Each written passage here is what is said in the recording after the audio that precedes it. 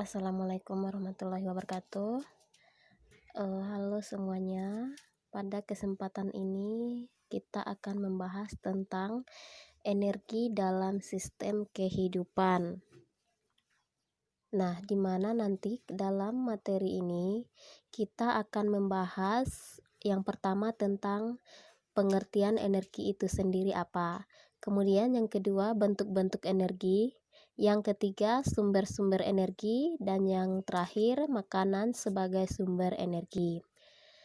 Baik, kita lanjutkan. Yang pertama itu tadi adalah pengertian dari energi.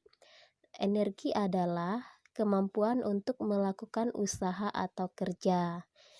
Jadi, manusia membutuhkan energi untuk bekerja, bergerak, bernapas, dan mengerjakan banyak kegiatan. Artinya, kita manusia ini tidak bisa bekerja kalau tidak ada energi.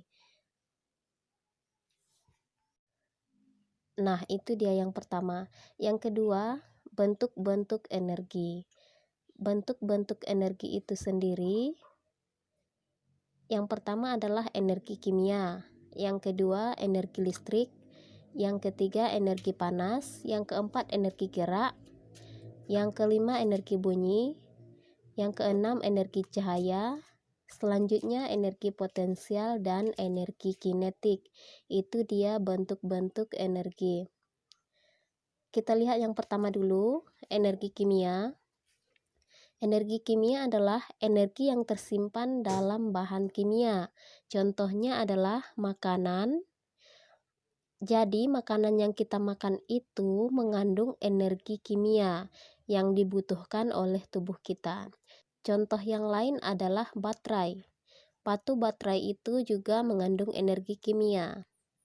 Yang kedua, energi listrik, di mana energi listrik itu adalah energi yang berasal dari arus listrik yang mengalir melalui suatu penghantar. Terus, yang ketiga, energi panas. Energi panas adalah energi yang dapat berpindah karena adanya perbedaan suhu. Contoh yang menghasilkan energi panas adalah matahari, api, dan panas bumi. Baik, selanjutnya energi gerak. Energi gerak adalah energi yang dimiliki oleh benda yang bergerak. Bisa kita lihat contohnya pada air yang mengalir, angin. Selanjutnya energi bunyi. Energi bunyi adalah energi yang dihasilkan oleh benda yang bergetar. Contoh benda yang menghasilkan energi bunyi adalah seperti trompet, seruling, gendang. Selanjutnya energi cahaya. Energi cahaya adalah energi dipancarkan oleh sumber cahaya. Contohnya matahari, lampu, dan api. Itu adalah contoh bentuk energi cahaya. Baik, selanjutnya energi potensial, di mana energi potensial itu adalah energi yang dimiliki oleh suatu benda karena kedudukan atau posisinya. Nah, untuk menghitung energi potensial, kita bisa menggunakan rumus EP sama dengan M kali G kali H, di mana EP itu adalah energi potensial, dan M adalah massa, dan G adalah gravitasi, dan H adalah ketinggian benda. Kita lihat contoh soalnya. Sebuah benda massanya 2 kg berada pada ketinggian 3 meter dari tanah. Jika percepatan gravitasi bumi 10 meter per sekon, maka tentukanlah besar energi potensial yang dimiliki benda tersebut. Nah, dari soal di atas bisa kita jawab. Langkah yang pertama kita bikin yang diketahuinya dulu, di mana yang diketahui dari soal adalah massa. Kita tuliskan M sama dengan 2 kg. Kemudian ketinggian tadi dengan lambang H sama dengan 3 meter. Dan gravitasi dengan lambang G 10 meter per sekon kuadrat. Yang ditanya adalah energi potensial. Oke, bisa kita jawab dengan menggunakan rumus yang tadi, yaitu EP sama dengan M kali G kali H. Jadi EP sama dengan M-nya tadi 2 dikali G-nya tadi 10 kali H-nya 3. Jadi besarnya energi potensial adalah 60 Joule. Selanjutnya energi kinetik. Energi kinetik itu adalah energi yang dimiliki oleh benda yang bergerak. Nah, kita bisa menghitung besarnya energi kinetik dengan rumus EK sama dengan setengah mv kuadrat, di mana EK itu adalah energi kinetik, dan M itu adalah massa, dan V adalah kecepatan. Kita lihat contoh soalnya.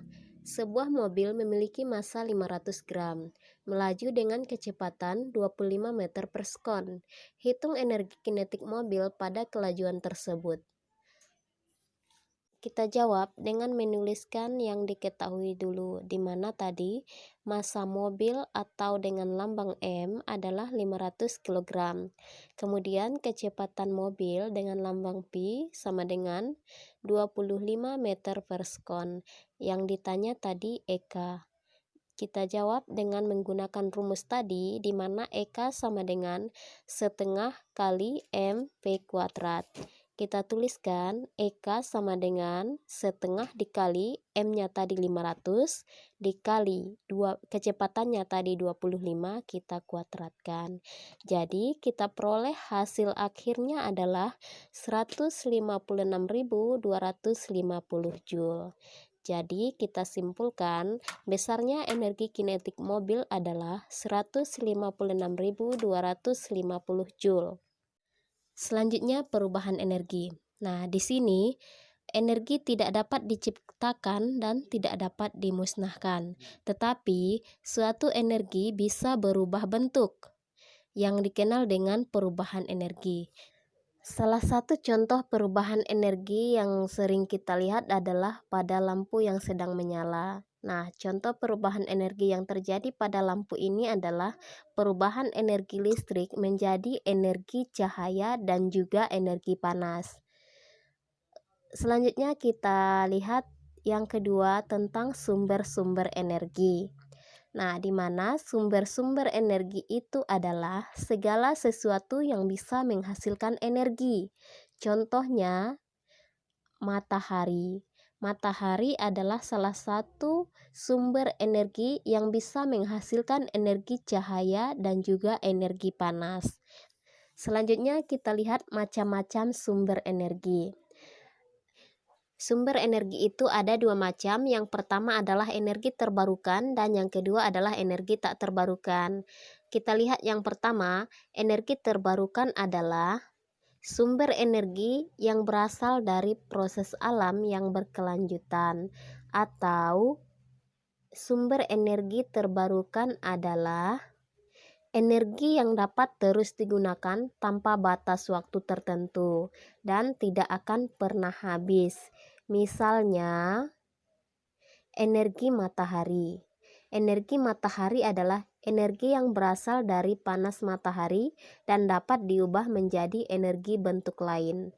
Contoh yang kedua adalah pembangkit listrik tenaga air atau PLTA. PLTA ini adalah pemanfaatan arus air untuk menghasilkan energi listrik. Contoh yang ketiga, energi angin. Energi angin ini adalah energi yang memanfaatkan kincir angin untuk diubah menjadi energi listrik atau energi bentuk lain. Kincir angin dibuat dalam skala besar untuk menyediakan angin di daerah yang terisolir. Contoh yang keempat adalah energi tidal, di mana energi tidal ini adalah energi yang memanfaatkan pasang surutnya air laut untuk menghasilkan energi listrik atau energi bentuk lain. Energi tidal ini dikenal juga dengan energi pasang surut. Nah, itu dia energi terbarukan. Selanjutnya kita lihat energi tak terbarukan. Nah, energi tak terbarukan ini adalah sumber energi yang berasal dari alam dan akan habis apabila dipakai secara terus-menerus. Contoh energi tak terbarukan yaitu batu bara, minyak bumi, dan gas alam. Itulah dia sumber-sumber energi.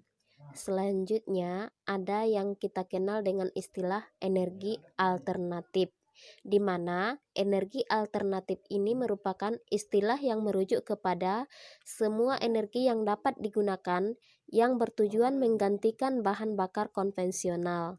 Nah, umumnya istilah ini digunakan untuk mengurangi penggunaan bahan bakar hidrokarbon yang mengakibatkan kerusakan lingkungan akibat emisi karbon dioksida yang tinggi, yang berkontribusi besar terhadap pemanasan global. Nah, adapun macam-macam energi alternatif itu, yang pertama adalah energi biomasa, di mana energi biomasa ini merupakan bahan bakar dari energi baru terbarukan berupa cangkang sawit, sekam padi, tongkol jagung, ampas tebu, serbuk kayu, dan limbah pertanian lain. Nah, pengembangan energi tersebut diharapkan bisa menekan penggunaan bahan bakar fosil yang memenuhi kebutuhan rumah tangga dan listrik yang masih dominan. Nah, keunggulan dari biomasa sendiri adalah merupakan sumber energi yang dapat diperbaharui dan dapat menyediakan energi yang terus berkesinambungan. Nah, itu dia contoh energi alternatif yang pertama. Yang kedua adalah energi matahari. Yang ketiga energi panas bumi, dan yang keempat energi angin dan lain-lain.